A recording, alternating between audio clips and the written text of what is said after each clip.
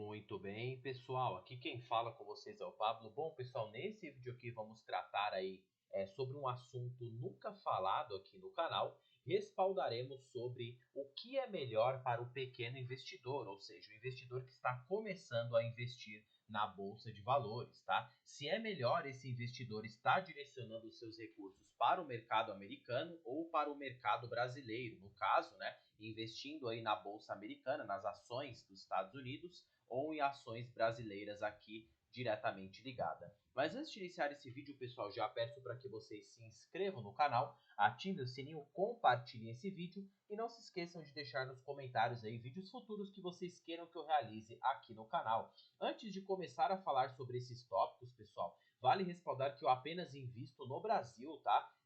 Eu tenho aí meus investimentos atrelados totalmente de maneira nacional, então eu não tenho investimentos aí no exterior, tá? Via ações e outras espécies de ativos. Eu apenas invisto 100% na parte de ações. Então vamos iniciar aqui, pessoal. Eu preparei aqui um aglomerado de ações, tá? Dentre elas brasileiras e americanas, e iremos respaldar sobre setores de atividade, dividendos e perspectivas de crescimento em ambas as economias, tá? Antes de começar essa análise, já adianto para vocês que nada aqui se trata de recomendação, tudo é a título de conhecimento e eu não me responsabilizo por qualquer perda ou ganho de capital que vocês possam ter na carteira de vocês. Então vamos dar início aqui a essa nossa análise, pessoal. Cabe respaldar que os Estados Unidos, né, por ser uma economia mais desenvolvida, não ser um país emergente como o nosso Brasil, não significa que por ser aí um país mais desenvolvido, você não terá um retorno necessariamente maior, tá? Porque, lamentavelmente, tem pessoas que confundem um país mais desenvolvido e associam que você terá uma performance melhor do que países emergentes. E nem sempre é assim,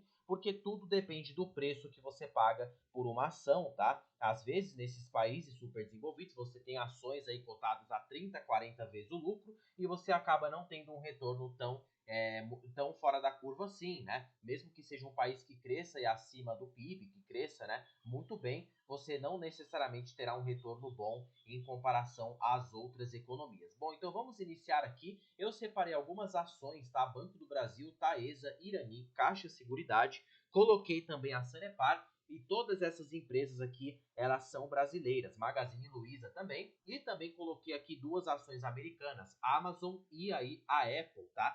E o que eu quero dizer aqui com essas ações, pessoal, antes de iniciarmos essa análise, saiba que os setores da economia que temos nos Estados Unidos, eles são totalmente diferentes daqui no Brasil, né? Por quê? Porque os setores que funcionam aqui na Bolsa de Valores brasileira, eles são totalmente distintos da Bolsa americana, ou seja, os setores best aqui que temos no Brasil, que pagam dividendos com regularidade, que são resilientes a crises, né? A cenários econômicos de recessão, são os setores aí financeiro, né? Setores de energia elétrica, papel e celulose, seguros, telecomunicações e saneamento. Ou seja, esses são os 6 setores aí que englobam na economia brasileira que mais se sustentaram ao longo do tempo e geraram valor para o acionista de uma maneira interessante, tá? Os outros setores que temos aqui como construção civil, varejo, tecnologia, né, aviação, lamentavelmente não deu certo na nossa economia, porque existe uma explicação plausível para isso, porque nossa economia ela se baseia em ciclos econômicos, né?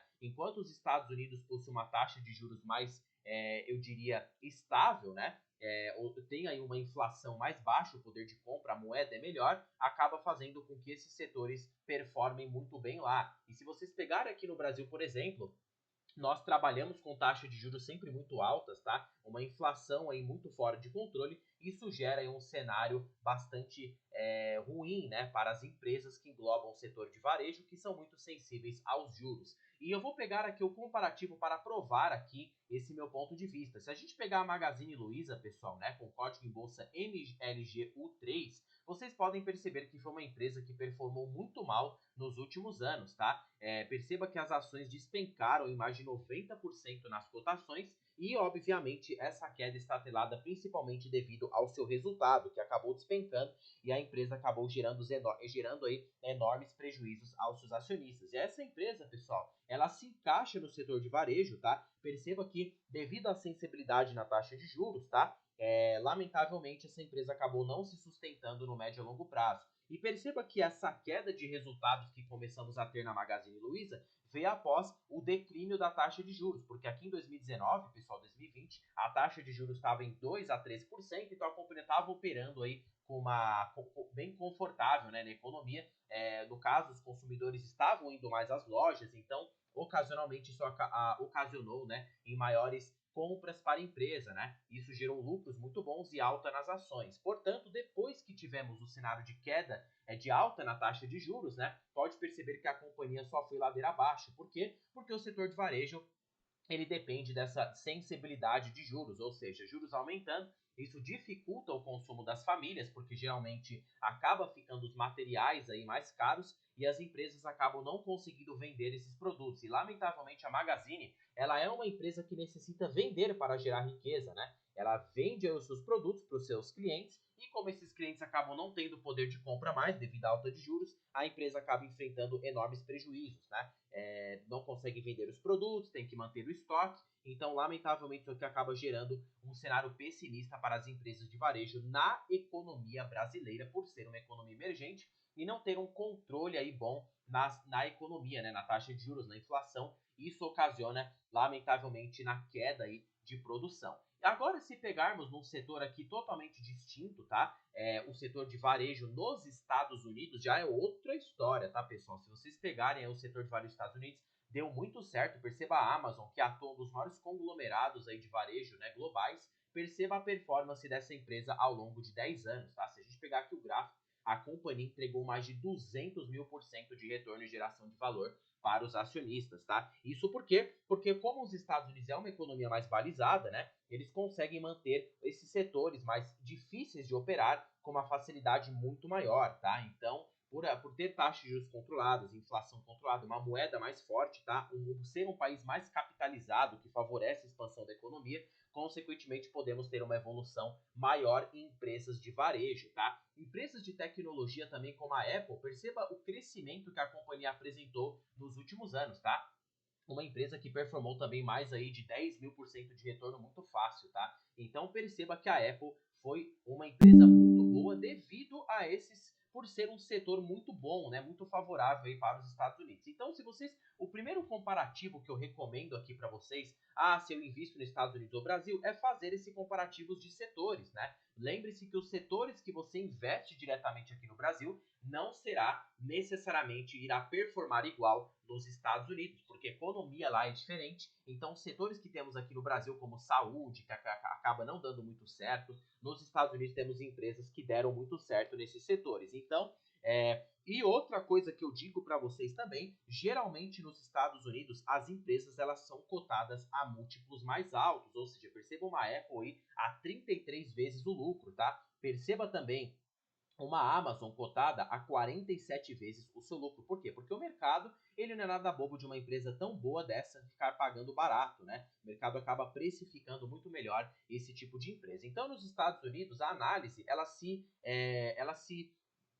no caso aí, ela tem uma diferença muito crucial da do Brasil, né? Se vocês olharem as empresas aí, vocês podem até ter o luxo de pagar um pouco mais caro, né? E ainda conseguir um retorno satisfatório. No Brasil, você necessita exigir um prêmio de risco maior e comprar empresas abaixo aí, no caso, é preferível que você compre pelo menos abaixo da sua precificação histórica, né? Para que você fique aí protegido de um eventual risco que possa acontecer em uma empresa, tá? Por mais que ela seja aí de um bom setor. Outro fator determinante da diferença entre Brasil e Estados Unidos, além da economia, é o fator também do dividendo. Por quê? Porque lá nos Estados Unidos, pessoal, o dividendo ele é tributado, tá? Ainda aqui no Brasil não temos dividendos tributados, e a tributação lá é um pouco violenta, tá? Então a estratégia de dividend investing lá acaba não funcionando muito bem, tá? Totalmente diferente aqui no Brasil, que encontramos empresas pagando de 8 a 13% de dividend yield. Perceba que nos Estados Unidos as empresas acabam não pagando tanto dividendos assim, porque elas acabam focando em reinvestir o dividendo aí na expansão do negócio, mas as companhias também geram valor com recompra de ações e lá faz mais sentido, tá?